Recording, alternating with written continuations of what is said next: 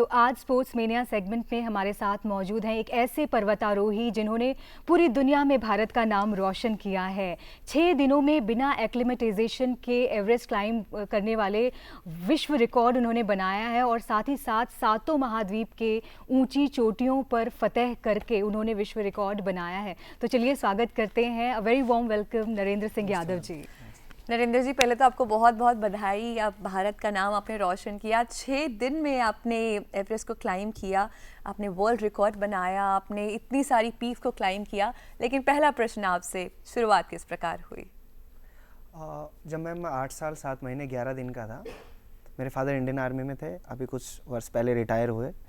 तो आर्मी के अंदर एक संस्था होती है आवा जी, आर्मी वेलफेयर एसोसिएशन करके, उसके थ्रू हमें जाने का मौका मिला ट्रैकिंग में।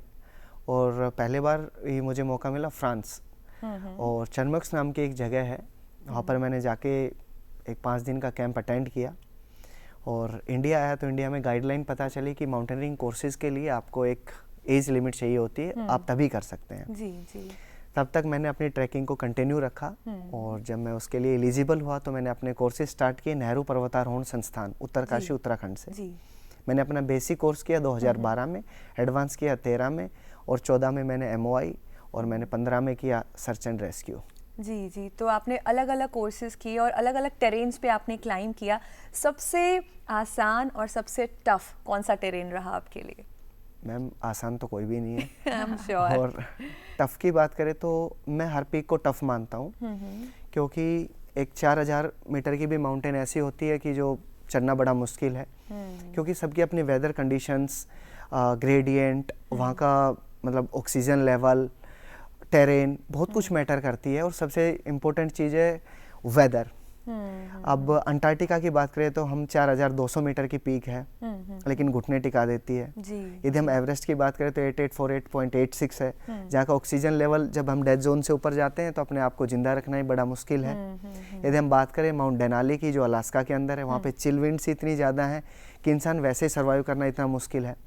तो हर पीक्स की अपनी एक अलग अलग डिफ़िकल्टीज़ हैं, और मैं हर पीक को अपने आप में मतलब वो महत्वपूर्ण स्थान देता हूँ, और अपने आप में डिफ़िकल्टीज़ हैं सब हर पीक्स की। तो मेरे लिए कोई पीक आसान नहीं है, लेकिन हाँ, मुश्किल भी नहीं है यदि आप प्रैक्टिस करो तो एवरेस्ट पे चढ़ाई करना अपने आप में ही एक करिश्मा होता है, और आपने 6 दिनों में विदाउट एक्लिमेटाइजेशन, तो वो कैसा अनुभव रहा? और ये आपने अपना ही पहले 70 दिन से आपने आसपास में किया, फिर उसी चीज़ को आपने 6 दिन में किया विदाउट एनी एक्लिमेटाइजेशन। ये किस प्रकार हुआ? 2022 में मैम, जब मेरा बैन जो मेरे ऊपर लगा था वो 20 मई 2022 को ओवर हुआ जी। और मैंने उसी शाम को 6 बजे परमिट लिया। 21 तारीख को मॉर्निंग में मैंने हेलीकॉप्टर लिया सीधा काठमांडू से बेस कैंप, और मैंने सीधा बेस कैंप लैंड किया।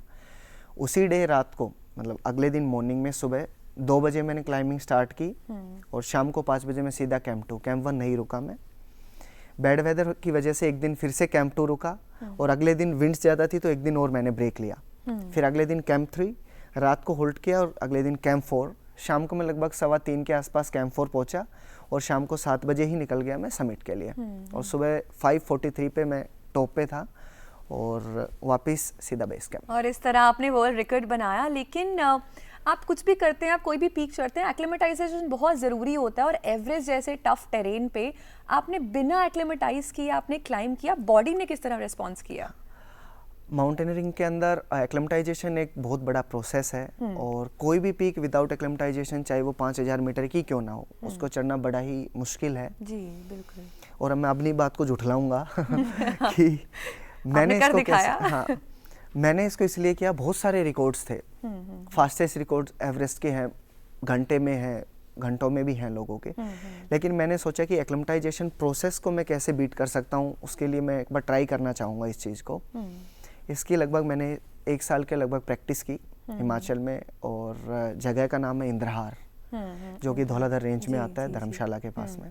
वहाँ पे मैंने इसकी प्रैक्टिस की, और एक्लिमेटाइजेशन प्रोसेस के बाद में जो रिएक्शन हुए, मैं लगभग 3 महीने बेड रेस्ट पे रहा, और लगभग 1-1.5 महीने में हॉस्पिटलाइज रहा, क्योंकि ऑक्सीजन लेवल इतना गिर गया था बॉडी का, मुंह से और नाक से ब्लड आना शुरू हो गया था तब मैं बेस कैंप पहुंचा तो। और डॉक्टरों का ऐसा कहना था कि ब्लड की जो फॉर्म है वो वाटर में तब्दील होने लग गई है। क्योंकि ऑक्सीजन का जो गैप है वो बॉडी से ख़त्म हो गया था।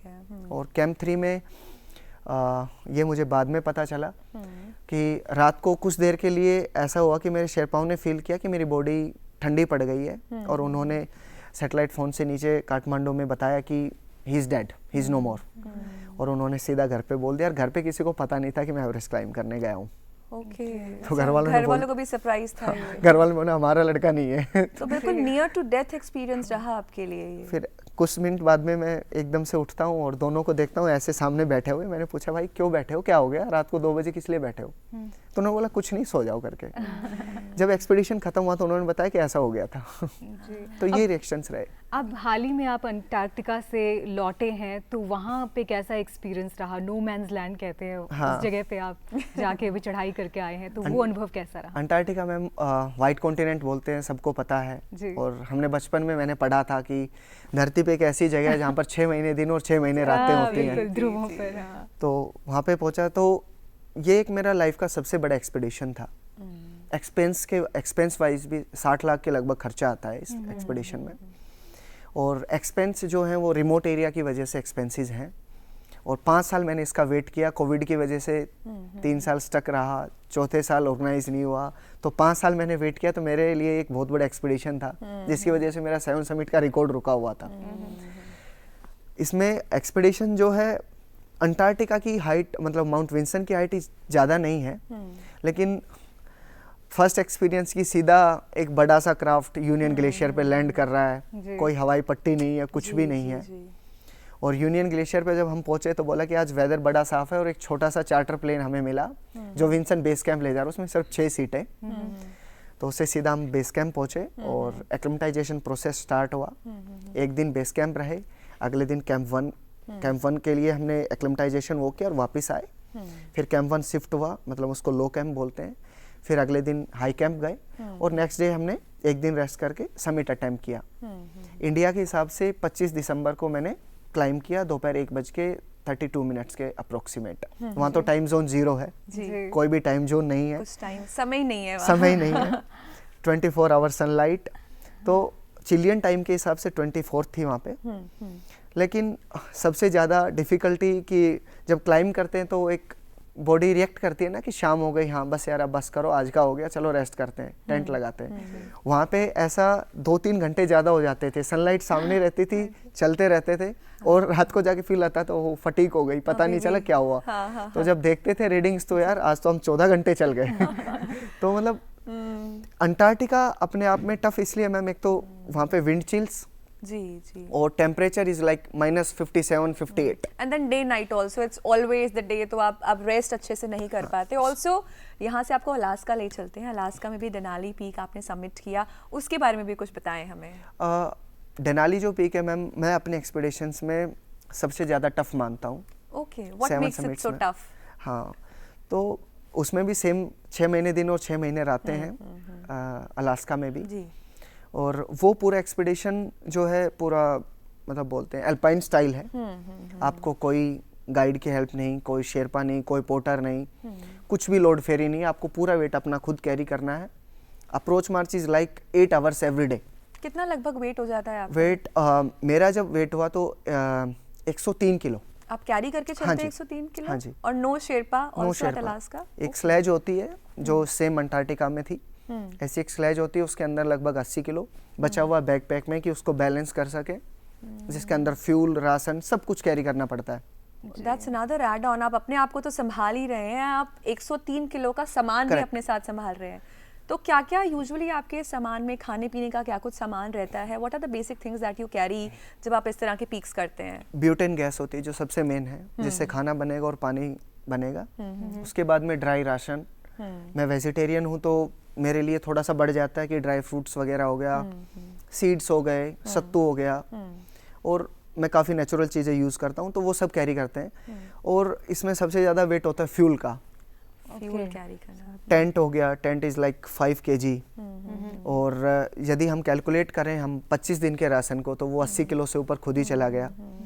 और ब्यूटेन गैस के 5 कार्ट्रेजेस, तो ये सब मिला के फिर डांगरी हो गया, समिट बूट्स हो गए, बूट्स इज लाइक 7 kg, क्रैम्पोन्स, तो ये सब चीज़ें टेक्निकल इक्विपमेंट्स उसके अंदर हैं, तो आपको ये खुद ही कैरी करना है। और हाँ ये सब कैरी करके जब आप देनाली की पीक पे पहुंचे तब आपको किस प्रकार की फीलिंग हुई, कैसा लगा? मतलब मेरे को फील हुआ कि रियल में यदि कोई क्लाइंबिंग है मेरे 7 समिट्स में, तो अल्पाइन स्टाइल क्लाइंबिंग में मैं देनाली को फर्स्ट नंबर दिया।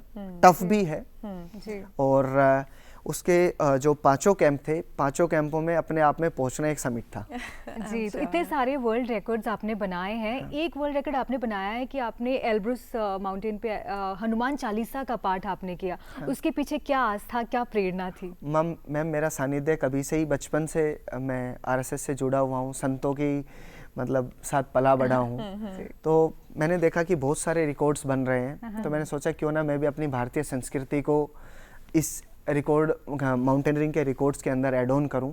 तो मैंने ऐसा करने का प्रयास किया था और ईश्वर की कृपा से वो हो गया। और एक अल्ट्रा मैराथन भी आपने रन किया, अल्ट्रा मैराथन में भी प्रभु राम को समर्पण किया आपने। हाँ मैम, अल्ट्रा मैराथन एक्चुअल में जब पूरे भारत में निधि समर्पण अभियान चल रहा था, हर व्यक्ति अपनी क्षमता के हिसाब से, किसी ने 1 रुपया दिया तो किसी ने 1 करोड़ दिया, तो मैंने सोचा मैं बीइंग ए स्पोर्ट्समैन मैं क्या समर्पित कर सकता हूँ। तो मैंने प्लान बनाया क्यों ना मैं एक मेहनत करके कुछ अपनी मेहनत राम जी को समर्पित करूं। तो मैंने सोचा कि चारों दिशाएं जो हैं उनके अंतिम छोर से राम जन्मभूमि को जोड़ूं। तो रामेश्वरम से अयोध्या मैंने एक दौड़ लगाई, अल्ट्रा मैराथन। डेली में 52 किलोमीटर दौड़ा, 2911 किलोमीटर मैंने 47 दिन में पूरा किया। फिर श्री बूढ़ा अमरनाथ पुंछ जे&के से अयोध्या दौड़ लगाई, 1632 किलोमीटर, जो कि मैंने 32 दिन में कवर किया। अभी मार्च में सोमनाथ जी से अयोध्या, और फिर उसके बाद में श्री परशुराम कुंड अरुणाचल से अयोध्या। ये ऐसा एक प्रोजेक्ट है और ये पूरा राम जन्मभूमि तीर्थ क्षेत्र को समर्पित है। बहुत बहुत बधाई आपको इसके लिए भी।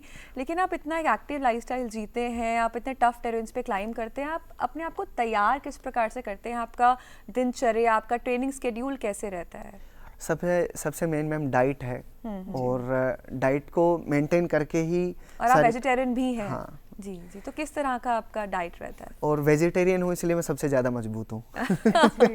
ऐसा नहीं है कि वेजिटेरियन मजबूत नहीं है, वेजीज में भी बहुत कुछ है। बिल्कुल जी। और खासकर हमारे भारतीय मसालों के अंदर सारी चीज़ें छिपी हुई हैं जो स्टेमिना स्ट्रेंथ के लिए सब कुछ चाहिए। और जिस प्रकार से हमारी दिनचर्या चलती है, वो मॉर्निंग 4 बजने से 15 मिनट पहले मैं उठता हूँ डेली, और 4:30 बजे स्टेडियम के अंदर। ये है मानसून सीजन, जब बारिश होती है पहाड़ों में तो मैं प्लेन्स में प्रैक्टिस करता हूँ, नहीं तो फिर धौलाधर।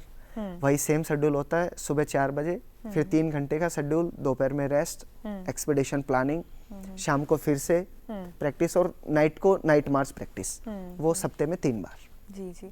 आप इतनी अच्छी अच्छी पीक्स क्लाइम करी हैं, लेकिन जब आपको रिकॉग्नाइज किया जाता है ग्लोबल लेवल पे, आपको अवार्ड्स मिलते हैं, एक्कलेड्स मिलते हैं, तब किस प्रकार का भाव रहता है आपका? जब मैंने मुझे वर्ल्ड किंग अवार्ड मुझे याद आ रहा है, जो कि वर्ल्ड रिकॉर्ड यूनियन ने दिया था। ये वो अवार्ड है जिसके अंदर सबसे ज़्यादा वर्ल्ड रिकॉर्ड जिस फील्ड में होते हैं उस व्यक्ति को दिया जाता है।